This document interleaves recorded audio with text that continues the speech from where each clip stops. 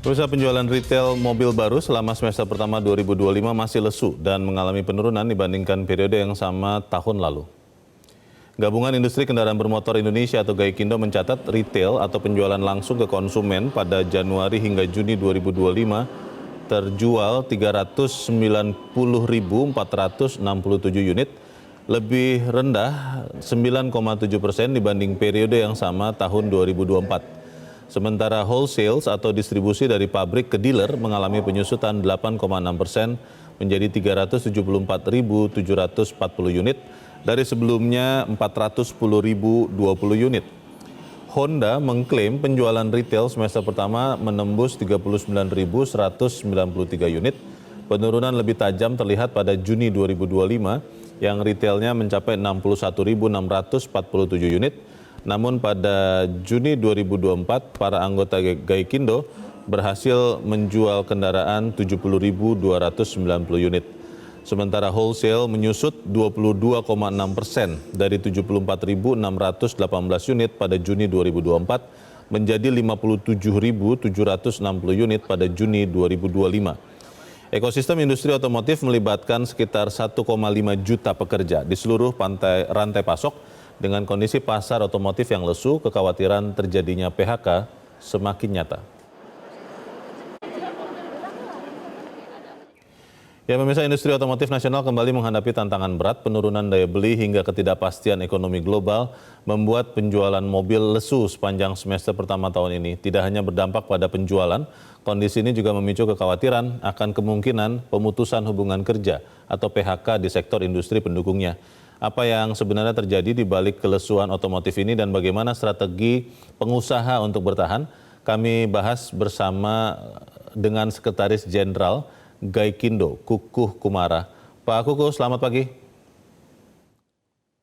Selamat pagi, Bang Leo.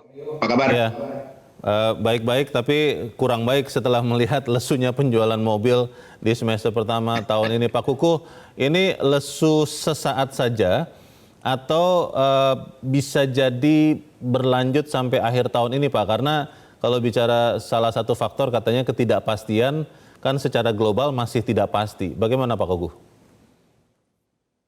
Jadi memang global punya dampak, tapi domestik juga kita punya isu tersendiri ya.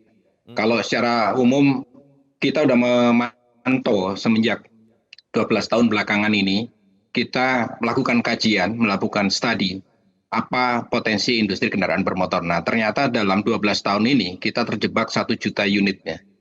Nah, lebih beratnya lagi di belakangan 1 tahun, 2 tahun belakangan ini, yang biasanya dalam 1 tahun kita mampu memproduksi dan juga menjual kendaraan bermotor roda 4 atau lebih di kisaran 1 juta. Ternyata ini tahun lalu bahkan turun ke 865. Nah, di tengah penurunan ini kita juga menghadapi lagi di tahun 2025 indikasi untuk tumbuhnya masih agak berat. Kita harapkan setelah Lebaran ada perbaikan. Ternyata juga tidak banyak yang signifikan perbaikannya. Bahkan bulan kemarin Juni pun masih turun di bawah 60 ribuan. Nah, ini menjadi kekhawatiran tersendiri karena kita tinggal punya waktu sampai akhir tahun sekitar 6 bulan ya. Nah, mudah-mudahan belakangan ini kita juga bisa memperbaiki kinerja penjualan kita. Gitu, Bang Leo. Terutama penyebab utamanya karena memang melemahnya daya beli masyarakat yang diakui oleh banyak sektor lain, bukan hanya otomotif, Pak Kukuh, atau ada sebab lain, Pak? Jadi yang belakangan ya kita ngikut dengan yang lain karena adanya kalau kita diskusikan banyak ada kurang lebih 10-11 juta kelas menengah yang merupakan potensial pembeli kendaraan bermotor. Itu income-nya naiknya kurang lebih 3% hanya rata-rata dalam 1 tahun. Kemudian harga jual kendaraan bermotor yang kelas biasa saja itu naik rata-rata 7,5% setiap tahun. Sehingga ada gap di sana. Dalam kondisi yang seperti ini, mobil di Indonesia ini pajaknya luar biasa. Secara sederhana misalnya mobil yang keluar dari pabrik tadi harganya 100 juta. End customer itu membayarnya sekitar 150 juta. Artinya itu 50 juta adalah dalam bentuk berbagai pajak. Dari PPN, PPNBM, kemudian BPNKB, kemudian ada tambah lagi tahun lalu itu ada option. Nah ini berdampak luar biasa, masyarakat kemudian cenderung untuk menunda pembelian kendaraan bermotornya. Pak Kuku, yang bisa dilakukan pemerintah Pak untuk membantu pengusaha otomotif dalam waktu sesingkat-singkatnya itu apa Pak? Kalau kita belajar dari yang sudah-sudah, itu kan kemarin ada PPNBM DTP ya. Pada waktu COVID itu mampu mengungkit dengan cepat penjualan dan produksi kendaraan bermotor. Namun kali ini kita berpikirnya lebih dalam ya. Kalau terus-terusan seperti ini hanya sesaat. Jadi kita berpikir untuk menstrukturisasi pajak-pajak kendaraan bermotor karena terlalu banyak di sana itu pajak kendaraannya. Sebagai contoh ya, kita punya mobil yang dibuat di Indonesia. Di sini harganya pajaknya itu hampir saya sebut merek saja, Avanza misalnya kan, dijual di sini kena pajaknya tuh hampir kurang lebih 5 juta. Sementara mobil yang sama persis dijual di Malaysia, dibuat di Indonesia, itu pajaknya setahun tidak sampai 1 juta. Ini kan indikasi yang cukup jelas dan gamblang. Nah ini punya dampak terhadap penjualan. Gitu Bang Leo. Selain pajak ada lagi Pak mungkin yang bisa juga dibantu oleh pemerintah supaya kemudian bisa meningkatkan penjualan di semester kedua lah tahun ini Pak Kuku. Yang paling cepat itu tadi PPNBM DTP ya, ataupun PPN DTP yang itu dengan segera biasanya mampu mengungkit. Namun itu perlu dikaji dengan matang. Jangan sampai kemudian lebih banyak dibicarakan, masyarakat semakin malah menunda pembelian karena berharap nanti ada insentif kan. Nah itu juga punya dampak waiting list lah atau bukan holding lah mereka. Ya, Pak Kuku di 24 Juli kalau tidak salah sampai 3 Agustus Gaikindo akan menyelenggarakan Gias. Optimis Pak ini akan bisa mendongkrak juga penjualan Pak?